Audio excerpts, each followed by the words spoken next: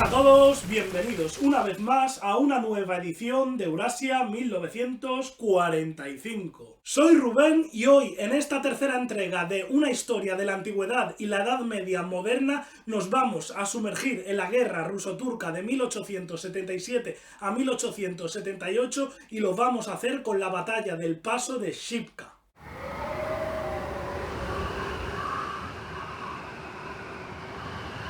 El Paso de Shipka se caracterizaba por ser un acceso transitable entre las montañas situado a 1150 metros de altitud que no solo disponía de un pavimento de 7 metros de grosor por el que podía circular la artillería, sino que además era el trayecto más corto sobre Bulgaria para caer sobre la capital otomana de Constantinopla. Rusia preveía que el Paso de Shipka debía estar en su posesión antes de 10 días de haberse iniciado la guerra ruso-turca, tal y como había planificado el general Fyodor Radetzky, que comandaba el 8º Cuerpo ruso, el cual poco después de cruzar el río Danubio el 3 de agosto de 1877 sobre Bulgaria, tan solo se retrasó una semana porque tras poner en fuga a los 4000 soldados turcos que se defendieron brevemente, los rusos y los nacionalistas búlgaros ocuparon el enclave y algunos pueblos de montaña adyacentes como Kazanlak el 19 de julio. La operación tan solo costó 355 bajas a los atacantes, por lo que aparentemente la campaña había finalizado con un éxito apabullante, pero lo cierto es que nada más lejos de la realidad.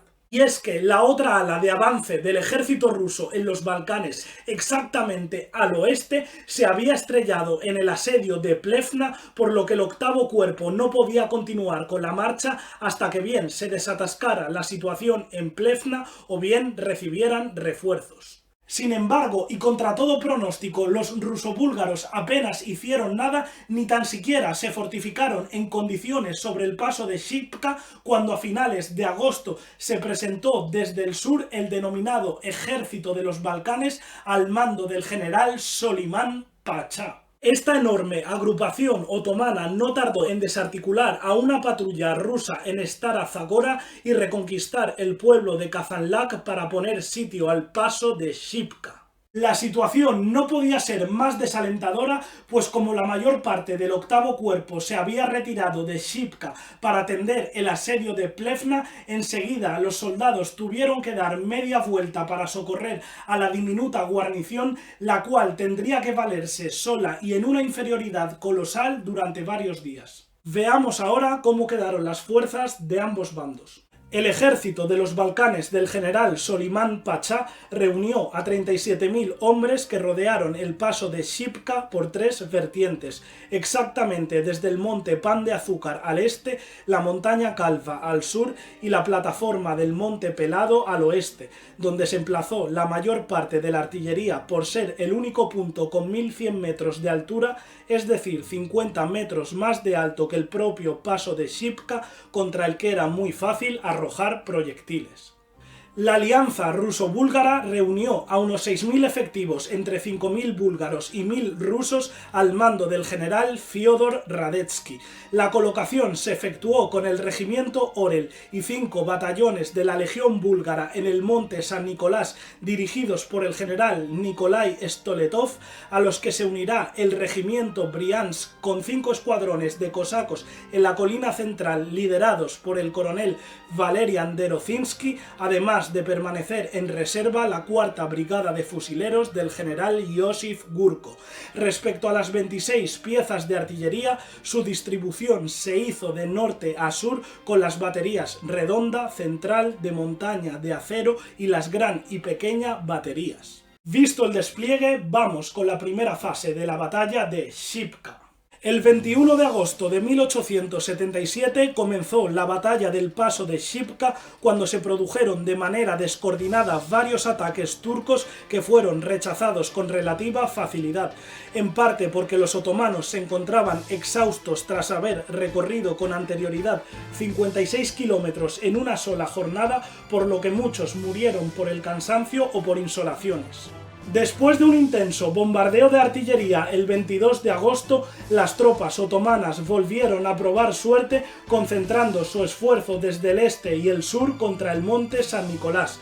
Como los defensores búlgaros tuvieron que hacer frente a oleadas de turcos hasta agotar casi todas sus municiones, al final se vieron obligados a pelear a la bayoneta o arrojando piedras a los otomanos que trepaban entre las rocas, logrando repelerles después de un sangriento combate.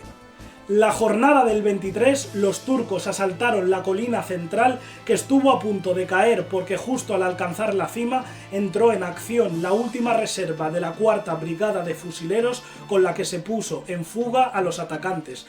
También los otomanos subieron a las trincheras de la cumbre del monte San Nicolás los días 24 y 25, pero tras luchar encarnizadamente cara a cara contra los búlgaros, acabaron por marcharse dejando atrás a cientos de mutilados. El 26 de agosto al fin llegaron los refuerzos del 8º Cuerpo ruso al paso de Shipka, por lo que al quedar ambos bandos equilibrados en número con 20.000 ruso-búlgaros frente a unos 30.000 otomanos, estos últimos optaron por suspender los asaltos y atrincherarse.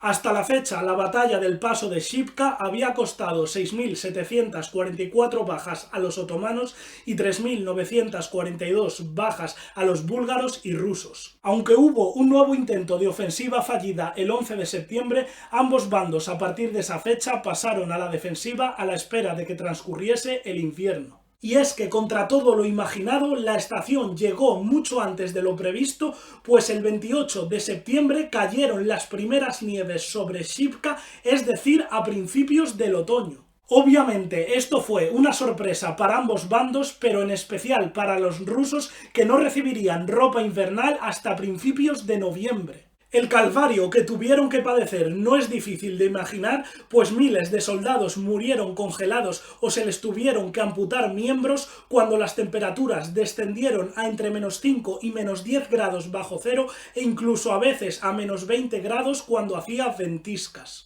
Si os preguntáis el porqué de esta falta de previsión, os lo explico de una manera muy sencilla. Bien, aquí tenemos una montaña de juguete, que por cierto me ha prestado mi hijo pequeño para hacer el vídeo, en el que vamos a hacer el ejercicio intelectual de imaginarnos que esto es el monte San Nicolás durante la batalla del paso de Shipka, es decir, el punto más estratégico de la campaña y principal objetivo a tomar por los otomanos en este caso. Pues vale, ¿qué es lo que sucedió? Pues es muy sencillo de entender, pero ya os adelanto que la culpa fue de los meteorólogos rusos. ¿Por qué digo esto? Pues muy fácil, resulta que a principios del mes de septiembre estos meteorólogos, expertos en clima entre muchas comillas, tomaron las temperaturas aquí abajo, es decir, en la falda de la montaña, en la zona del valle, para entendernos. Y claro, aquí hace una temperatura a principios de septiembre pues todavía estival.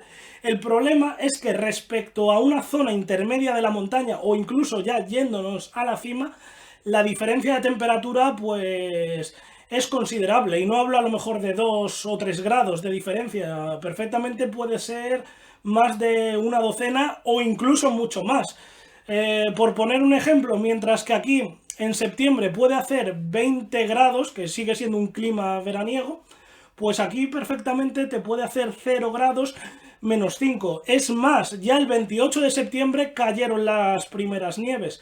Y básicamente está aquí el problema. ¿Por qué? Porque los rusos no se desplegaron aquí abajo, sino que la zona de despliegue del ejército ruso fue normalmente en una zona intermedia por aquí, y a veces hasta en la cumbre. Por ejemplo, los búlgaros estuvieron siempre coronando la cima. ¿Qué ocurre? Que aquí ya era invierno a finales de septiembre y aquí todavía era verano. Y las tropas rusas pues todavía llevaban ropa estival. Es más, la contienda había empezado en el verano de 1877 y bueno, como los meteorólogos rusos dijeron que el calor iba a continuar hasta noviembre, diciembre, o calor a lo mejor no, pero un clima otoñal, pues bueno, no previeron llevar ropa de invierno antes de lo previsto. Entonces, pues eso es lo que ocurrió. La primera ropa invernal, los rusos la reciben a mediados de noviembre, más o menos, y algunas unidades ni tan siquiera ahí, la reciben ya en diciembre, incluso pasadas las navidades. Por tanto, pues bueno, murieron a millares por enfermedad y congelación. También los turcos les pasó algo parecido, pero no al mismo nivel que los rusos o los búlgaros, así que podemos concluir que esto fue una pifiada total de los meteorólogos rusos. También hay que decir que eran meteorólogos del siglo XIX, que a lo mejor esto hoy en día no hubiera pasado. Pues bueno, ahora espero que haya quedado claro lo que ocurrió de verdad.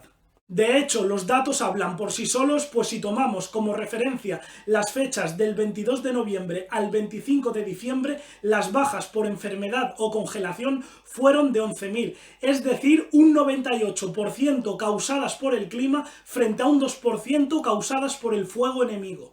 Y ahora sí, volviendo a las operaciones militares, la lucha se reanudó el 7 de enero de 1878, cuando el octavo cuerpo ruso pasó en su totalidad a la ofensiva tras haber roto los rusos de una vez por todas el asedio de Plevna, en parte gracias a la entrada en la alianza de Rumanía, cuyas tropas decantaron la situación. En esta ocasión, las oleadas de rusos y búlgaros fueron tantas que, pese a las elevadas bajas sufridas por los zaristas por culpa de una niebla con visibilidad de 10 metros de espesor y un muro de hielo en el que fueron masacrados, su ataque en 2 alas terminó por desbordar al castigado ejército otomano de los Balcanes, que no tuvo más remedio que retirarse.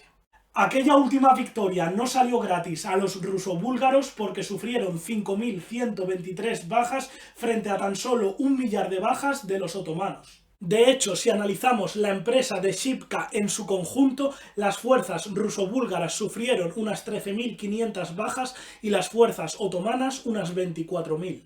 Roto el frente por el paso de Shipka, el ejército ruso pudo conquistar la totalidad de Bulgaria e invadir la Turquía europea hasta situarse a escasos kilómetros de Constantinopla, aunque a partir de este punto ya no pudo continuar debido a las amenazas de Gran Bretaña y de Francia, que no deseaban ver convertido el Bósforo en un protectorado zarista. Así fue como se firmó el Tratado de Berlín de 1878, que estuvo encabezado por el canciller alemán Otto von Bismarck, que impidió a Rusia cumplir su sueño imperial de hacerse con Constantinopla, aunque por otro lado generó ciertos beneficios al paneslavismo, pues pese a que Bulgaria no obtuvo la independencia, se convirtió en una región autónoma donde la Sublime Puerta no pintaba nada, hasta que finalmente proclamó su soberanía en el año 1908.